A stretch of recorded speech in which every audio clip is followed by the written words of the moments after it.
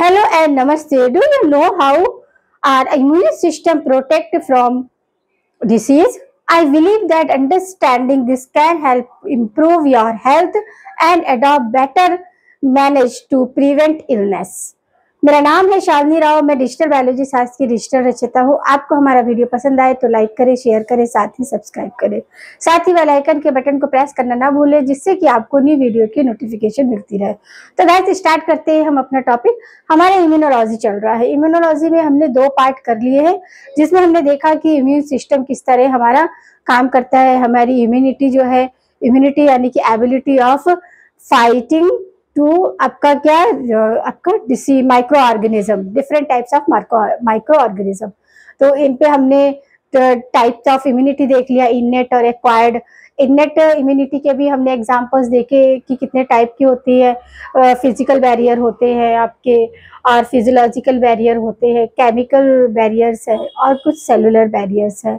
और इसी के साथ हमने क्या देखा, एडॉप्टेड इम्यूनोलॉजी का भी देखा कि उसमें कितने आपके बैरियर हैं, एक टाइप। तो आज हम क्या करेंगे, इम्यूनोग्लोबिन। इम्यूनोग्लोबिन को भी हमने आइडेंटिफाई किया था कि इम्यूनोग्लोबिन आपका आईजी सिंबल होता है, और ये कितने टाइप के होते हैं, मोस्टली 5 टाइप के होते हैं। आईजीएम, आईजीए, आईजीजी, और इस तरह करके हमारे 5 टाइप होते हैं, आईजीजीडी और आईजीजीए। अब ये सारे हमने इनके स्ट्रक्चर भी देख लिए थे कि कौन डाइमर होता है, कौन पेंटामर्स होता है। आपके सिंपल जो आपके एंटीबॉडी, उसकी स्ट्रक्चर क्या होता है, वाई शेप होता है। तो सिंपल में आपके क्या आते हैं कि आपकी डी आती है, और आपका ये आपके सिंपल आपका इम्यूनोग्लोबिन में आते हैं। डाइमर आपका आईजीए होता है, जिसमें 2 वाई शेप का किसकी हेल्प से जुड़े होते हैं, आपके चेन से। किस चेन से, आपका एच चेन से जुड़े हुए होते हैं। और यहीं पर आपका पेंटामर्स की भी बात की थी। तो पेंटामर हमारे क्या होते हैं, पेंटामर्स हमारे आईजीएम होती है, जिसमें कि आपके 5 एंटीबॉडी क्या होते हैं, ज्वाइंट करते हैं। और आपका इसमें एंटीबॉडी जो है 5 ज्वाइंट करेंगे, मगर इनसे 10 एंटीजन्स ज्वाइंट हो सकते हैं। और आपका आईजीजी एकदम स्पेशल है, क्योंकि इसका क्या है, मॉलिक्यूलर वेट लो होता है, हाफ लाइफ क्या होता है, इंक्रीज होता है, कंसंट्रेशन भी आपका हाई होता है।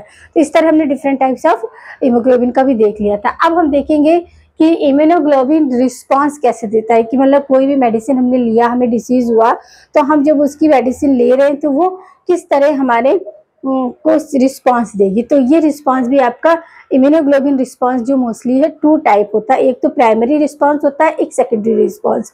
प्राइमरी रिस्पांस ठीक उसी तरह काम करेगा जिस तरह हमारी इनबॉर्न इम्यूनिटी करती है, यानी कि उसमें आपके मेमोरी सेल पार्टिसिपेट नहीं करेंगे।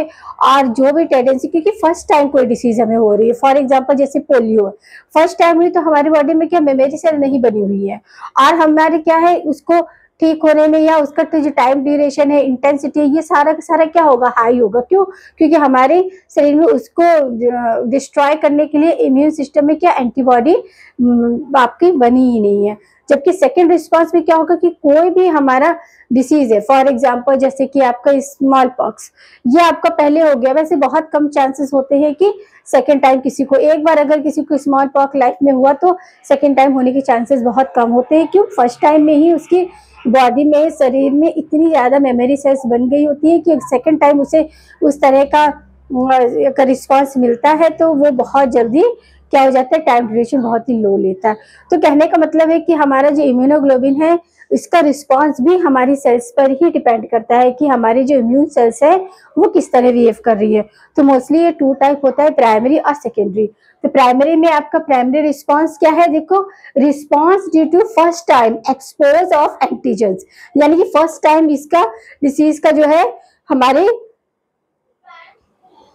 शरीर में क्या होगा, एंटीजन क्या होगा, एक्सपोज होने वाले होते हैं। सॉरी, रिस्पांस क्या होगा, स्लो होगा, क्योंकि फर्स्ट टाइम है, और टेक टाइम ड्यूरेशन बहुत ज्यादा लेगा, इंटेंसिटी लो होगी, और इसमें कोई भी रोल मेमोरी सेल्स का नहीं होगा, क्योंकि एंटीजन ही पहली बार इंट्रोड्यूस हो रहा है, तो उसमें मेमोरी सेल का तो सवाल ही नहीं उठता है। और प्रीडोमिनेंट किसका रोल होगा, आपका आईजीएम। आईजीएम हमने कल के पार्ट में देखा था, इसके लिए आपको पार्ट 1 और पार्ट 2 दोनों देखना पड़ेगा।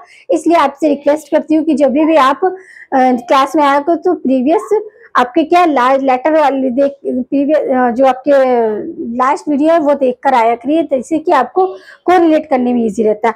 आईजीएम का हमने देखा था पेंटामर्स से, पेंटामर्स यानी कि आपका इस तरह स्ट्रक्चर होता है।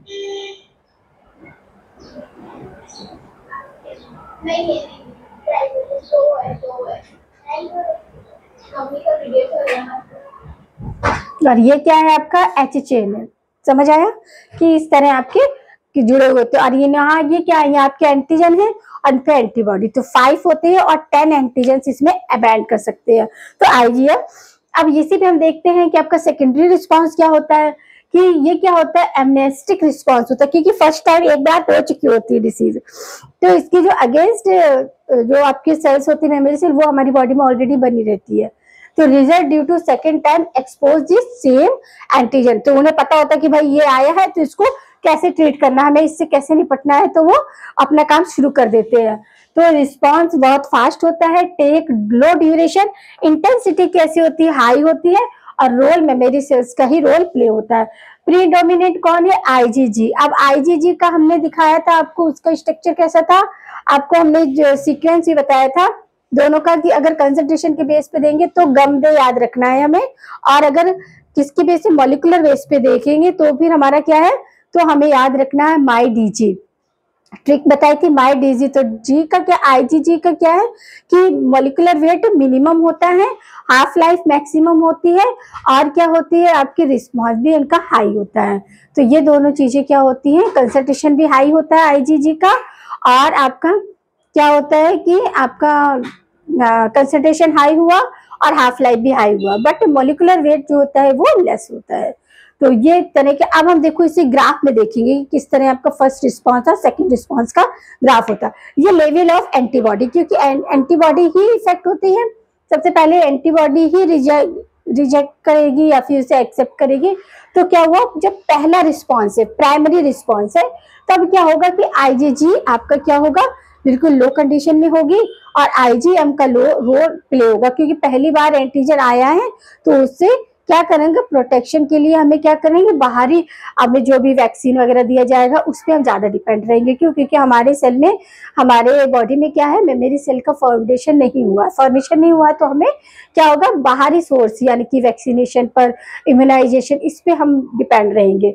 वही आपका जब सेकेंड रिस्पॉन्स होता है, तब क्या होता है, आईजीजी की जो भूमिका होती है वो कम हो जाती है, ज्यादा हो जाती है, आईजीएम की कम हो जाती है। क्यों, क्योंकि यहाँ पर हमारे मेमोरी सेल्स ऑलरेडी पहले से बने होते हैं, तो जैसे ही वो वायरस हमारी सेल में एंटर करता है तो हमारी सेल अलर्ट हो जाती है, और उन्हें पता रहता है कि ये वाला जो सेल है, ये वायरस जो आया है, इससे कैसे निपटना है, तो वो अपना काम करना चालू कर देती है।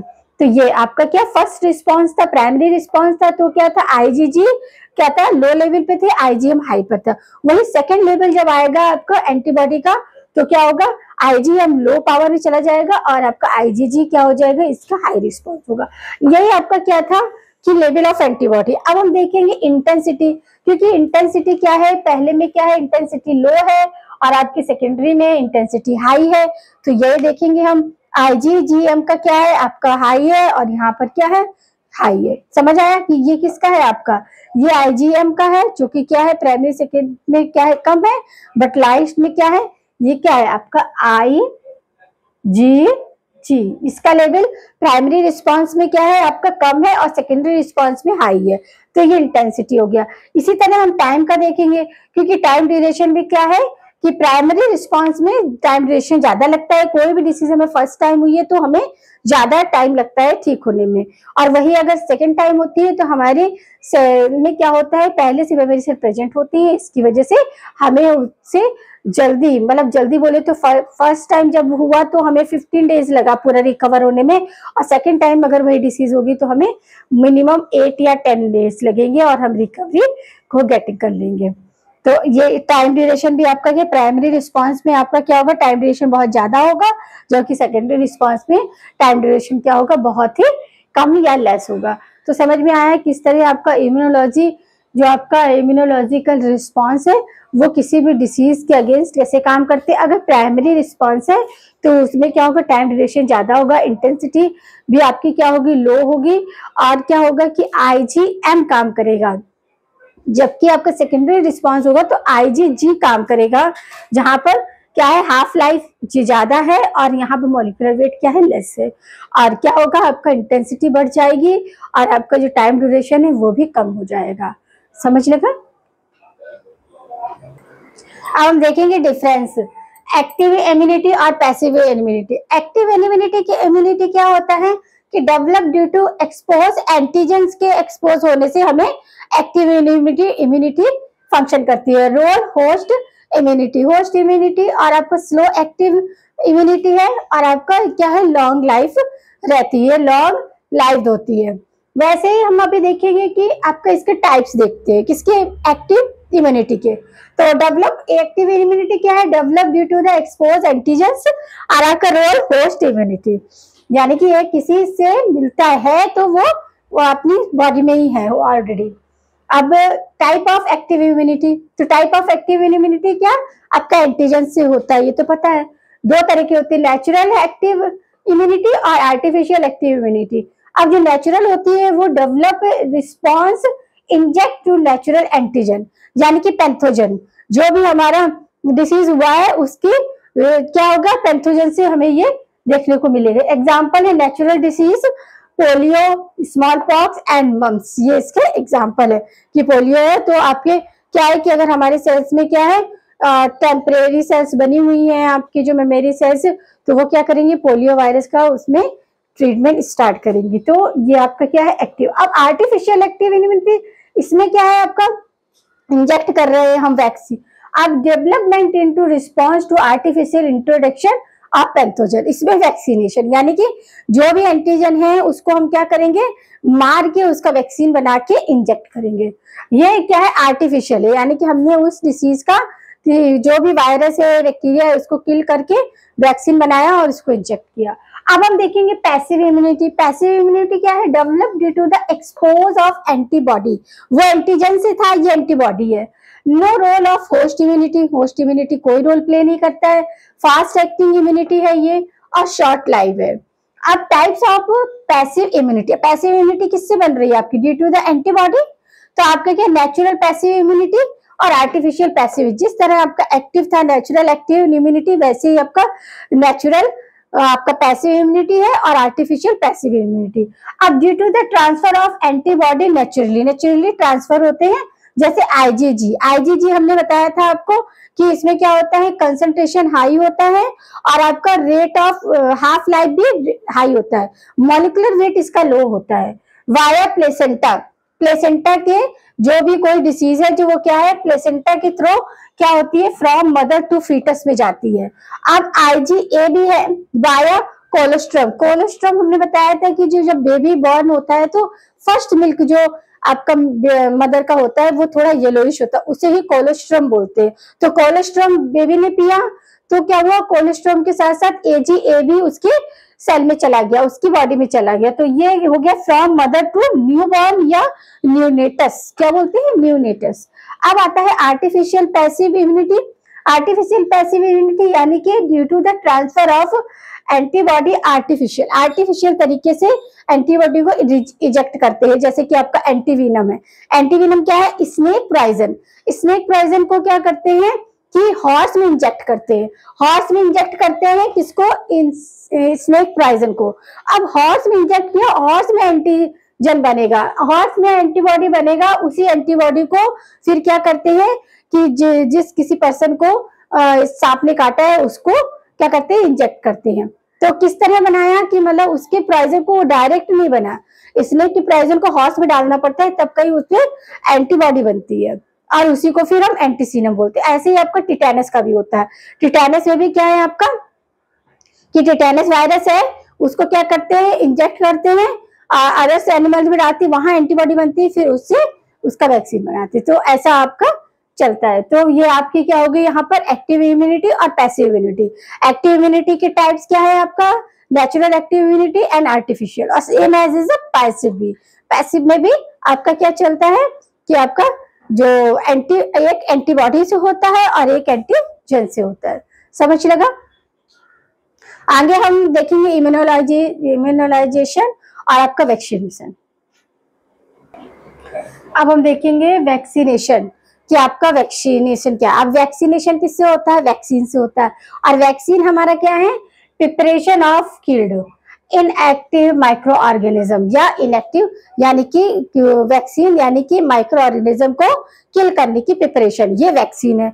और वैक्सीनेशन यानी कि introduce of vaccine in body, हमारे बॉडी में वैक्सीन, वो वैक्सीन जिससे कि आपका माइक्रो ऑर्गेनिज्म किल होगा, वो प्रिपरेशन जो हमने की है उसको इंजेक्ट करना।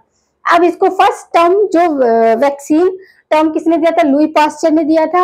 और वैक्सीनेशन टर्म भी आपका लुई पास्चर ने ही दिया था। बट फर्स्ट सक्सेसफुली वैक्सीनेशन किया किसने था, एडवर्ड जेनर ने किया था। किसने किया था, एडवर्ड जेनर ने। और वो भी किस पे किया था, अगेंस्ट स्मॉल पॉक्स पे। इतनी चीजें आपको याद रखनी है।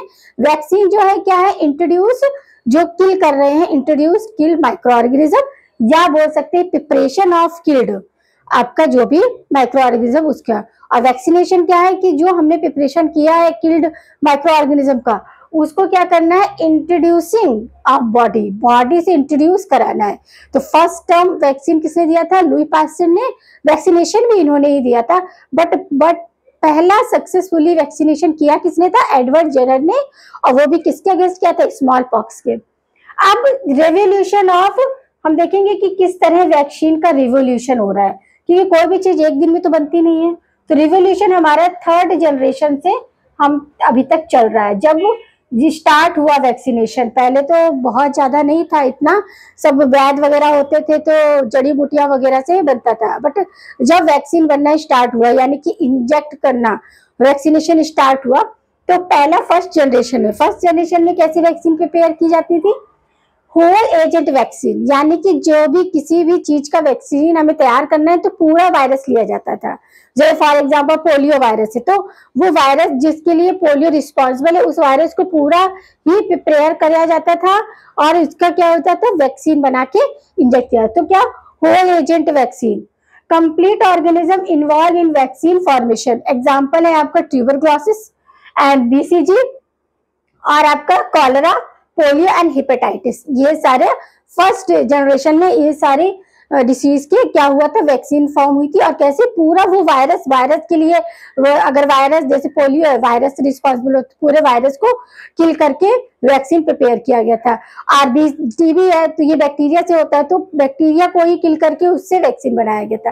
अब जब ये फर्स्ट यूज कर रहे हैं हम, फर्स्ट जनरेशन, तो वैक्सीन ऐसे बनाया गया। धीरे धीरे इसी में फर्स्ट जनरेशन में इंप्रूवमेंट होता रहा। तो आपका सेकंड जनरेशन वैक्सीन कैसे इंप्रूव किया जाता है, when only some antigenic part take place vaccine formation, यानी कि पहले पूरा वायरस लिया जाता था, अब उसका थोड़ा सा पार्ट ले लिया जाता है। तो उसके बेस पर आपका जो सेकंड जनरेशन वैक्सीन है वो दो बेस पर हुई, एक तो टॉक्साइड वैक्सीन और एक रिकॉम्बिनेट वैक्सीन। टॉक्साइड वैक्सीन क्या हुआ कि डायरेक्ट टॉक्सिन, वो आपका टीपीटी का है जो उसका वैक्सीन क्या है, टॉक्साइड है। आपका डायरेक्ट क्या है, एक तरह से पॉइजन इंजेक्ट करते हैं और वो वायरस वहीं पर क्या होता है, वायरस ये डीपीटी वहीं पे वहां क्लोज हो जाता है। और आपका रिकॉम्बिनेंट वैक्सीन यानी कि hepatitis B vaccine. Hepatitis B vaccine में क्या किया साइंटिस्टों ने कि हेपेटाइटिस जो आपका वायरस था उसका एक पॉइंट ले लिया, उससे आपका क्या किया, सुपर एंटीजन रेडी किया।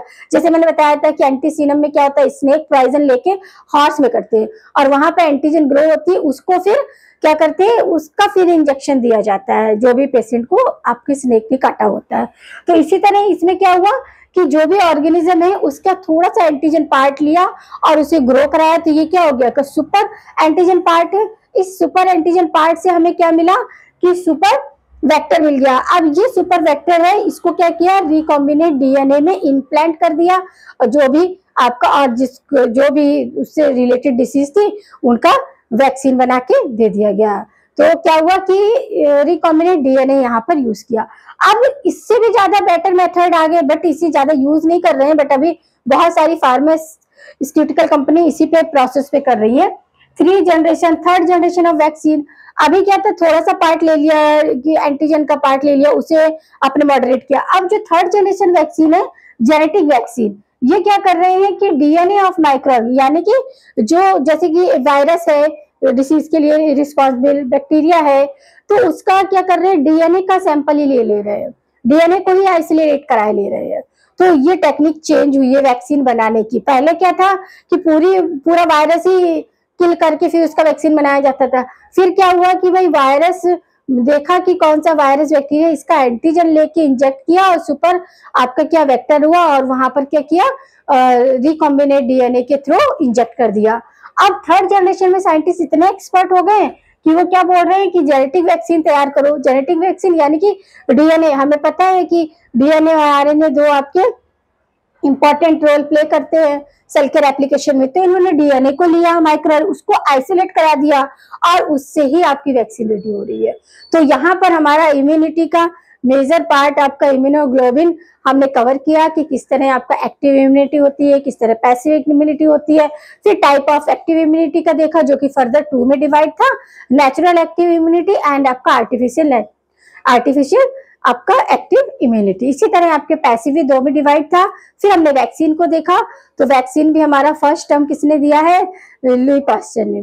तो इस तरह हमने यहाँ पर वैक्सीनेशन देख लिया। अब हम नेक्स्ट पार्ट में अपना क्या देखेंगे, टाइप ऑफ इम्यूनोलॉजी आपका, नहीं अब नेक्स्ट पार्ट में एलर्जी देखेंगे। तो डिफरेंट टाइप्स ऑफ, ये किसी आपके माइक्रो ऑर्गेनिज्म से होता है या डस्ट से होता है, डक से होता है, तो ये पॉलन ग्रेन्स वगैरह से बहुत डिफरेंट क्या है आपके सब्सटेंसेस है जिनसे एलर्जी क्रिएट होती है। तो नेक्स्ट पार्ट में हम किसको देखने वाले हैं, एलर्जी को। तो ये आपका थर्ड पार्ट था, इसमें हमने पूरा किया है इम्यूनोग्लोबिन। उसमें टाइप ऑफ आपको सब देखना है कि किसका आपका मॉलिक्यूलर वेट हाई है, किसका मॉलिक्यूलर वेट, एच बॉन्ड कहाँ बन रहा है, हैवी बॉन्ड और लाइट बॉन्ड, ये सारे स्ट्रक्चर हमने कल एंटीजन का पूरा स्ट्रक्चर बताया था, वाई शेप होता है। तो वो आपको क्या करना है, अच्छे से बनाना है और अच्छे से अपने प्रिपेयर नोट्स करने हैं, क्योंकि आप रोज का रोज नोट रेडी करेंगे तो आपका ही बर्डन क्या होगा, थोड़ा कम हो जाएगा और एग्जाम टाइम में आपका स्ट्रेस है वो भी लेवल क्या हो जाएगा, लो हो जाएगा और आपको रिवीजन में भी हेल्प मिलेगा। क्योंकि मैं हमेशा कहती हूँ कि रिवीजन ही आपका बेस्ट रिजल्ट के लिए रिस्पॉन्सिबल होता है। तो आप रिवीजन करिए।